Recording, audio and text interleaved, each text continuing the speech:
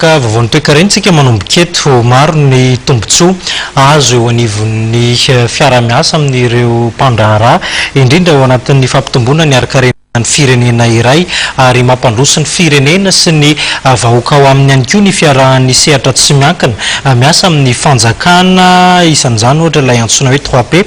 partenariat public privé tinambarana isy ny fionana teo amin'ny fanjakana sy ny sehatra tsy miankina tetsy amin'ny lampam-panjakana ny avoloha nafahana mijery ny ambaindainy izay resaka izay.